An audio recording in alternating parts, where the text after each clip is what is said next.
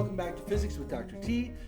In this week's laboratory, we're going to be exploring the electric charges and the fields that they produce. Now, we've all produced electric charges from time to time, usually zapping our door or watching lightning. And by the way, let me recommend you take a look at the lightning video that I have up on D2L. But in this laboratory, we're going to be exploring those two charges and the fields. You'll be mapping out the fields, demonstrating that they have the configuration that we believe that they do.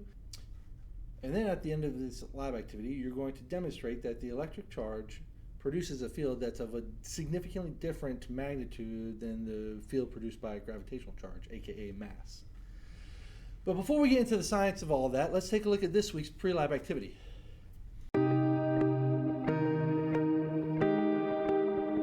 Okay, so in this week's pre-lab activity, what we're looking for is to just generate some charge on your own.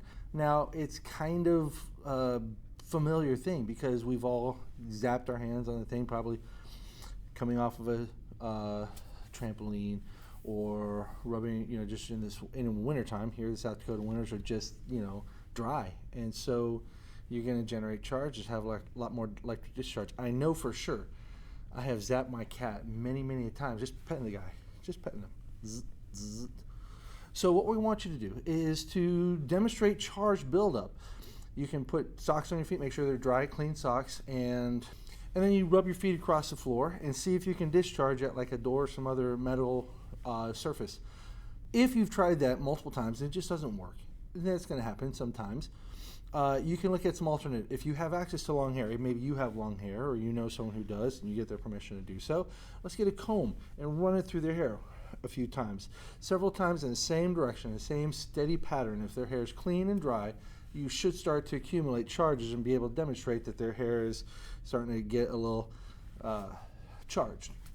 Finally, if that doesn't work, you can rub some kind of rubber against wool. It doesn't necessarily have to be rubber, though. It could be thin plastic. For example, a Walmart bag or Hy-Vee bag or some other single-use bag can also accumulate charge pretty easy if you rub it against a fleece blanket, like these nice, fluffy, warm blankets that are in wintertime, really nice. So, but then you just discuss what you've explored. Now for this part, you don't really need any photo evidence or anything like that. You just be ready to talk about what experience was. But for the second part of this pre-lab, you do need to take a few minutes on the simulator that's on the PhET simulator and create a configuration of charges that's very similar to what's going on in the lab. You'll put a bunch of blue negative charges in a line and then a red set of red charges, positive charges in a D shape, similar to, again, the map that you see in your D2L setup. The idea here is for you to see some simulations that you're going to be mapping out in the classroom. Now, the simulator doesn't show equipotential lines. It shows gradients of color. So the more intense the field, the deeper the color is of red or blue for the field. But hopefully, in setting up these charges, you kind of get a better sense of what you're going to be walking into in the lab. And that hopefully will bring you a little bit better understanding of the actual charges that are set up at your lab station as you're mapping your electric fields. Once you've got your map worked out, simply put that into a Google Docs or Microsoft Word and answer the question that you see in the pre-lab. You really want to kind of talk about the charge that you built up and whether or not you found it easy to charge up or not discharge, but definitely pay attention to the fact that you did create a lot of charge. If you've experienced that situation with a pet, talk about that. I mean, we want you to connect with this. And once again, take a look at the lightning video that's on D2L if you have a chance. It's pretty cool. And that's it. Go ahead and have that ready to be submitted, and let's go talk about the theory.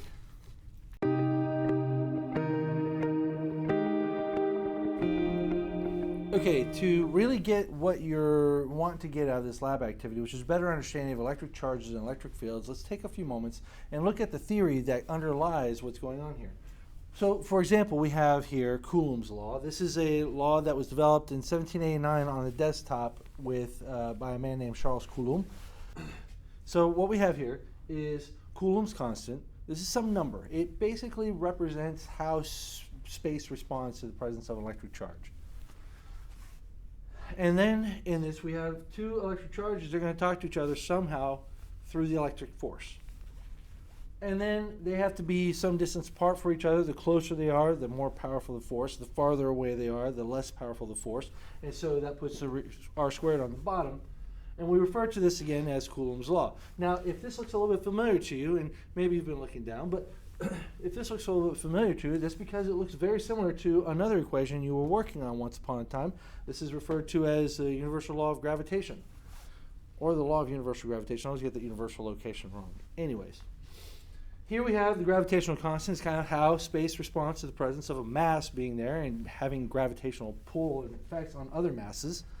And then we have a mass, these two masses that talk to each other. Now, we used to call them masses, but now we can kind of call them mass charges or gravity charges, and these are electric charges. But it doesn't change what you understand about gravity. So let's lean a little bit on, because these are very similar, let's lean a little bit on this similarity. We can only go so far, though, and I'll explain why in a moment. But here's the distance between those two. So what we talked about in gravity, in a lot of ways, will apply here, but only for electric charges. Now, the reason that I say that there are some limitations that we can go with, we compare electric fields with gravitational fields, is because with electric fields and electric charges, we can do all kinds of configurations and make use of these in a desktop kind of way, and even smaller. Gravity, on the other hand, it doesn't quite work so well. We don't have weird shaped planets and bodies out there that are massive because the gravitational forces collapse them all and crumble them back into spherical shape. So this never happens, but you definitely have ability to do this without losing integrity of the instrument that you're working with. And we could talk about more of that one-on-one in lab. Now, another concept that is going to be useful for you to understand is a concept called equipotentials. This is a little bit early for this concept to really make perfect sense, but the general idea is, if you think about, again, let's use the gravity analogy. We take a ball, for example. If I'm going to drop this ball, and I drop it from different locations that are the same height that's going to fall, it's going to have the same amount of energy available to the fall. And so we can think of this surface in a certain area about the Earth that has the same potential energy for a given mass in the gravitational field. Now, if I take this ball away and I imagine this field, this surface here, has anything changed? Nothing's changed. Gravity's still going to be right there. We just don't have anything to drop and fall in there. So we don't really have a gravity potential like we have for electricity. But because we can work with electricity with a much smaller scale, then this concept of an electric potential becomes much more useful, because we can have an electric field without electric charges being in that field to start zipping along because of the presence of the electric field. So here is an example of your map that you'll be drawing in this lab. And what you'll do is you'll use something called a digital multimeter, which is just a tool that has different meters built into it. And one of those meters is going to be the voltmeter. And in today's lab, all you need to know is that we're going to measure a voltage, just like your cell phone charger. If you look on it, it has a voltage output like 2.0 volts or so 5.0 volts or 9.0 volts. It's not a very high number. Even though coming from the wall, it's usually like 60 volts. It's a pretty big number. And most other electronics also have some kind of voltage there. And you probably have heard about the word voltage. And you're going to be using this idea to measure these points on this field map that you have. So you put one probe, your negative probe, the black probe, also called the COM, right here at this negative terminal. And then you'll take the positive probe and you'll just move it around the surface gently, because you don't want to tear the paper. But you'll move it around the paper and find locations of a specific value. You'll notice I've given you some examples here that they're really close to about 2 volts. You're going to do that 2,468 volts. When you find that point, you'll mark the similar point on your paper, and you want to be careful. These papers are gridded, but that doesn't mean you have to stick to where the pluses are. That's kind of like graph paper. You wouldn't change your drawing just because the graph paper line is really close. Make sure that you're careful about drawing this as accurately as you can relative to these nearby positive, these what look like plus signs, but they're actually grid lines. And you get as close to this value within reason. You don't have to spend 5 minutes trying to find this point. And there's going to be some jumpiness. These papers are old. And once you've mapped out these several points, about 5 to 6 points will probably do good across the entire page. Then you can connect those dots into a surface, and this becomes a surface of equal potentials. That becomes a reference point for you to be able to draw your electric field lines. That's what we're really looking for right now. And you connect those dots, And then what you'll do is when it's time to go back and draw them, and you want to draw them in a slightly different color, if you could use a different color, or if you map your equipotentials in pencil, and your field lines in pen, something along those lines, that would give you some really good visual dynamic, I think. And then the rules, which are listed in your lab manual, will state that your field line comes out of the surface, right at the surface. Electric charges sit right on the surface of conductors, so make sure your lines don't go inside the conductor.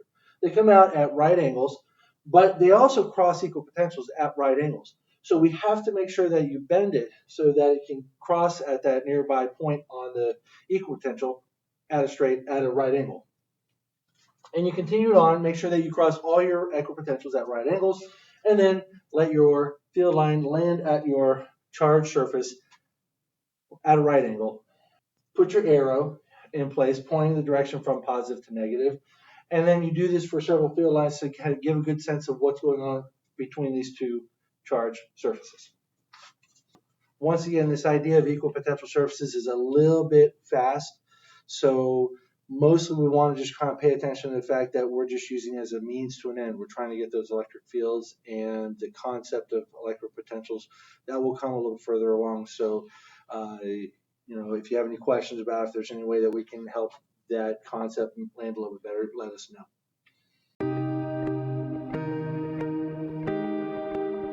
For the first part of this lab activity, you're going to be mapping out the electric fields, and to do that, you're going to start out with this.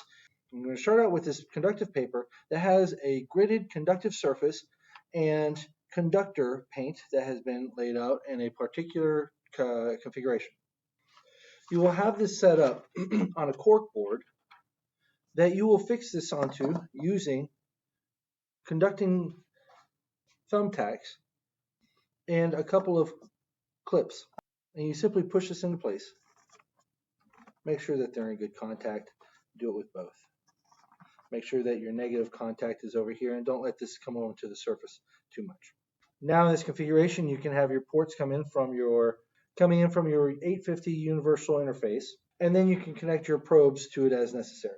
In order to make measurements with this, you'll be using this digital multimeter. We'll be using it as a voltmeter. In order to do this, you want to turn this to the V that has a straight line with dashed lines underneath it. This represents direct current or DC circuits. If we were doing something with AC circuits like sinusoidal waves, we would be using the alternative, but we're using this one in this case. In order to make this work, you want to take an alligator clip and connect it to your Coulomb probe, and then connect this to your surface. Now, this is not powered up, so this is not going to demonstrate anything live, but once you've got this in place, then you gently move your probe around the surface, and you will see some changes on your digital multimeter in the volt setup. You are going to look for different positions that are around 2 volts, 4 volts, 6 volts, 8 volts, and you'll confirm that the voltage inside this region here is fairly constant. These are spaces in your worksheet that you can fill in as you're going along and keep track of, so you don't have to write anything on your page other than the dots corresponding to the particular voltages. Once you have mapped out all the dots that you need for your equipotentials, this part is basically done. Anything else after this can be done offline. You can go and proceed with the next part, or you can take a few minutes and begin making your equipotential lines and connecting your field lines from surface to surface.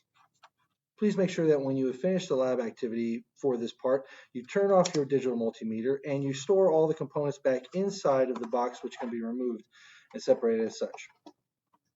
While you're performing part 1, you'll want to have 2 BNC cables connected into port 1 on your 850 universal interface. So you'll have the black going into the common or the ground port, and you'll have a red one going into the active power source. You'll set up according to the instructions in your lab manual, and then you'll join these BNC cables to the connectors that you've already placed on the conductive paper. For the second part, you're going to be exploring the electric charges that you accumulate onto a few different items. And to do that, you're going to use this item, which is referred to as an ice pail, only because of when it was first used by Mr. Faraday back in the 19th century. He was actually using an ice pail, but in the years since, we've come to figure that a mesh is a more superior surface to use for this type of experiment. But you can see that there are 2 surfaces. One is the interior surface, the other is the exterior surface. They are not connected, so this creates a field protection envelope around a sensor envelope. To connect the setup, you're going to use your passport charge sensor, and you'll use these two clips. You put the positive on the inside and the negative on the exterior, and then you'll mount this on the 850. To mount your charge sensor onto the 850, you simply put it into a port, slide it into place, make sure that it locks into position, and then you hit 0 to zero out your charges. And you want to zero out anytime you start getting problematic charges on your setup. Before you actually make any measurements specifically with the charge pail and charge sensor, you're going to want to explore some of the charges that you can do. Now, before you do any kind of rubbing of materials together, your first step is to figure out what the charge is on these before you actually do anything else. So you'll simply dip this inside of the interior bucket. Make sure you don't let it touch the sides or the bottom so that it discharges and transfers charge to your sensor. And what you'll do is you'll just give it one rub and see if you've added any charge to it, sit inside the pail. Then you'll do a few rubs, see if you put it inside the pail, if it's accumulated charge. And finally, multiple times, just an endless number until you see, and then dunk it inside of the pail and see if there's any charge. You'll be able to look at these charges by looking at the Pasco graph setup as you're going along. You'll try different objects in combination, but the key ones that you want to look at are the ones that are going to give you the best charge. Sometimes you're going to see some fluctuations in how much charge is actually accumulated on there, and the reason for that is because of whether or not you're moving charge back and forth between the rubbing object and the rubbed object. So there's some play in there that you want to explore a little bit before you take your final data on these. The final part of this lab activity is for you to demonstrate and see how strong the electric field is compared to gravity. In order to do that, you'll be supplied with what's called a pith ball, which is just simply a little styrofoam ball suspended from a very thin, light string and coated with a chargeable surface. In this case, these are coated with graphite, which is reasonably conductive on the surface.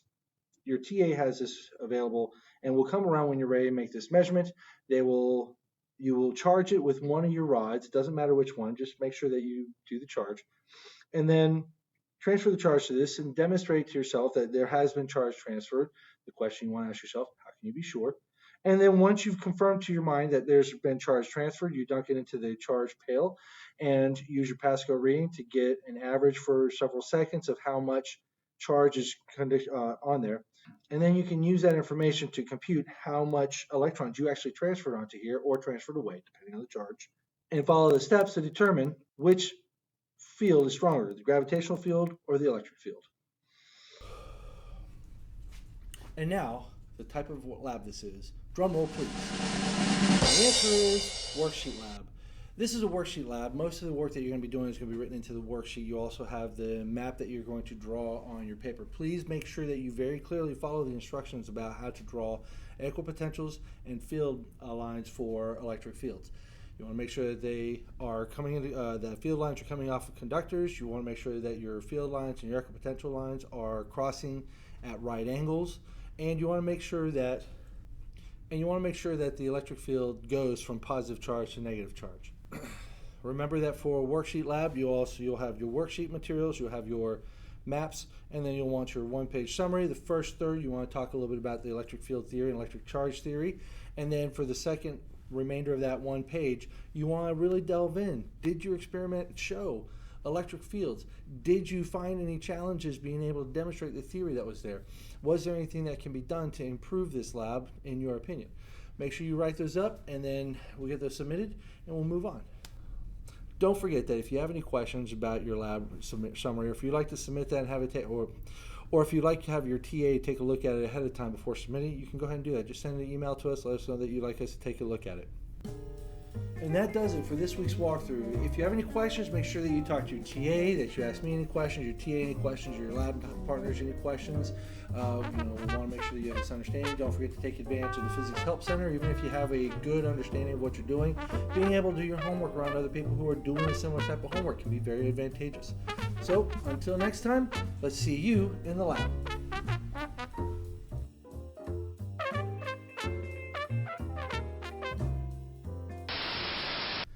like that was an okay run through, so we're gonna try again.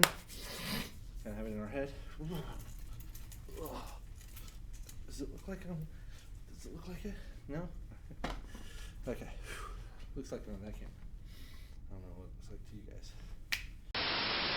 And